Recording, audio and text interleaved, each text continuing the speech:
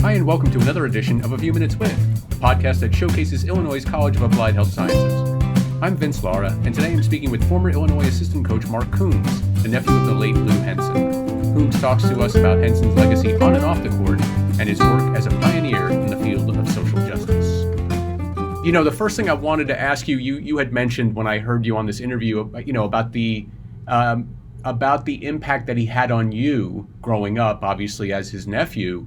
You know, you talked about how when you were 15 years old, you know, you saw him come out of the basement with a basketball, and how that, I mean, it seemed like that kind of changed your life. Had you been a basketball fan before that? And you know, what did that mean to you to kind of get to learn from him at such an impactful age?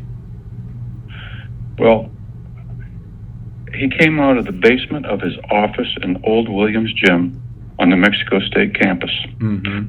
And when he came out that day with a basketball to show me the mechanics of the shot and what I should look for and getting backspin on the ball and taking his time to do that in the middle of the morning when I was shooting, made me go from a guy that liked basketball to a guy that took basketball serious. Mm. And it was really that summer, because I was in Las Cruces, New Mexico for 6 weeks with him and my aunt and my cousins, but I played basketball every day. And the truth of the matter is, that was the first time in my life at 15 years old that I was around Hispanic and Black people. Mm. And I played with them. We kibitzed together. We enjoyed each other's company. And that was a huge cultural change for me, because I was from Carroll County in northwest Illinois, and it was a small rural county, and the truth of the matter is there's still only one stoplight in the whole county. Huh. So it was all white, and that's the environment that I grew up in, and that particular summer changed my life forever, and I wanted to do something, you know, to get out of Carroll County, and basketball looked like an avenue for me to do that. Mm-hmm. You know, you mentioned, your first interaction with people of color, and that's thanks in part to Coach Henson. And, you know, I'm wondering, Lou came from a time where, integration was just sort of burgeoning into the country, and yet he was at the forefront of it. And I wonder, where did he get that feeling of how important integration was? Did that come from his parents? Well, I think probably his parents, but the truth of the matter is, I think it was ingrained in his heart and his soul that people should get opportunities. And when he desegregated the basketball program in 1962 at Hardin-Simmons, that was 10 years. And when he became AD a couple of years later, he also brought on women's volleyball and women's basketball several years before Title IX was enacted in 1972. Yeah. So that's just how Lou Henson was. We talk about a portrait of a silent icon. He just did those things because he felt, and he had the power. He was coach and AD. He had the power to do that. But I think the most interesting thing about desegregation of Hardin-Simmons is the fact that he was a successful high school coach coming off of 3 state champions. This was his first college opportunity, and he would not accept the job unless they allowed him to do that at 30 years of age. Now, in 1962, I think that was a real big deal. So that's how he felt. That's how he lived his life. And that's just the way that he went about doing things. He didn't need a law. He didn't need somebody telling him what to do right. He just did those things.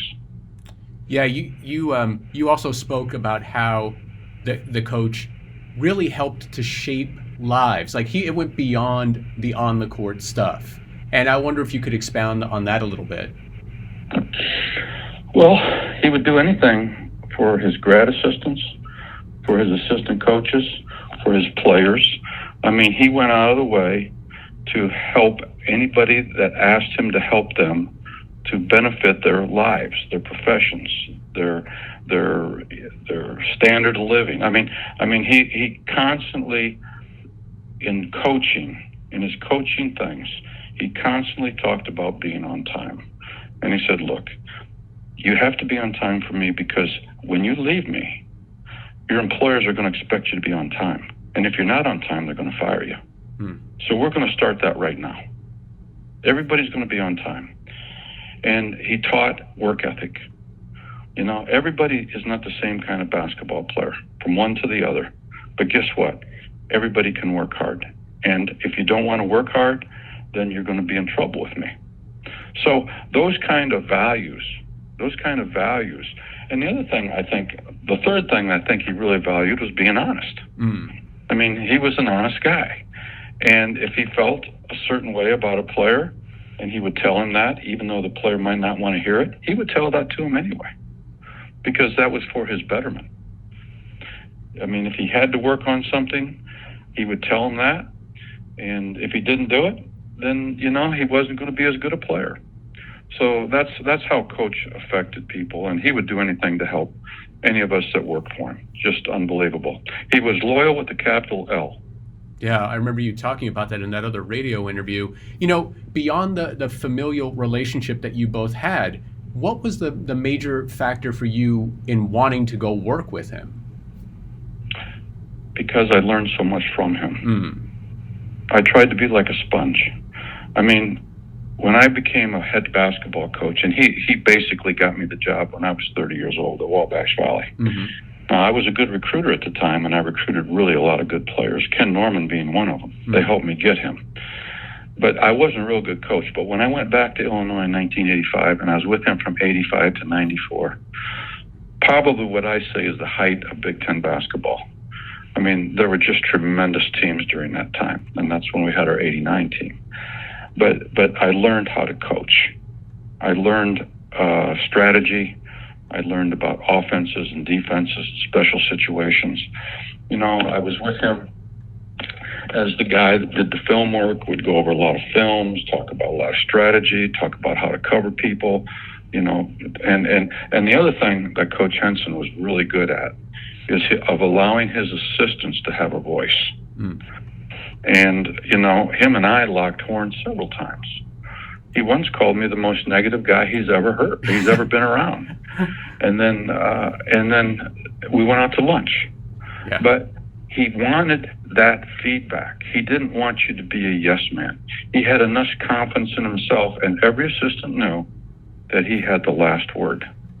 So we might have discussions and we might have disagreements, but when push came to shove at the end, we were going to do it the way he thought was best. That's amazing. You know, you mentioned also beyond the integration, you talked about the Title IX, what he did for Title IX, right, and trying to make sure that Title IX was paid attention to. You know, and I wonder, is that part of the fairness doctrine that he had inside? It absolutely was. Yeah. And like I said earlier, he did Title IX before they had Title IX. Right. I mean, he did it 8 or 9 years when he became AD at Hardin-Simmons. He brought in women's basketball and volleyball, and they didn't have to do it. There was no Title IX in 1963 or 4. So, I mean, that's just talks about his humanity towards his fellow men and making sure that people had fair and equal opportunities. And he was doing that before it became fashionable, I should say. You know, I wonder, the game's changed so much, even on the college level. And I wonder, how would Coach be comfortable in this environment of basketball, the way the game's played differently, do you think? Absolutely. I think Lou Henson's biggest, and I said this on my broadcast, I think one of his biggest strengths is his flexibility. Yeah. I mean, when he got the New Mexico State job, the Miracle Midgets went to the NCAA tournament the first year, and they were 4-22 before he came, basically with the same players. And they were a slow down tempo team. They were a defensive team. If you got the lead on them, there was no shot clock. There was no 3-point shot back then. I mean, they're hard to beat if they got a lead on you. Versus 3 years from that point, when they had Jimmy Collins, Sam Lacey, and Charlie Chris, they were running and pressing and getting 90, 95 points a game. And they went to the Final Four that year. So that just tells you that with the personnel of 1 year, go 3 years forward with the different personnel, that he was flexible in his coaching. And also at Illinois in 1984, when they almost went to the Final Four and got beat by Kentucky, they were a methodical team, a defensive team, a rebounding team. Sometimes they were in the 50s and 60s to win games. Well, our Final Four team going forward in 89, we were in the hundreds many a times. We scored 127 points at LSU on the road. I mean, we just ran and pressed and dunked. So that just tells you how much flexibility he had when he looked at the particular teams he was coaching. Yeah. You know, he's going to be in Naismith eventually. You know, there's no doubt about that. He was a fantastic coach. He was a shaper of people. But what do you think Coach would want his legacy to be? I think he would want to be recognized as a top coach. But I think he would really like to be recognized as a great human being that helped people. Yeah. That's what I really think. Look, in Champaign, my last 5 years when I was there after I retired, you would go to the Bridge Center, you would go to the bowling alley, you would go to nursing homes, you would go to Assembly Hall, you would go to different places. He lit up the room.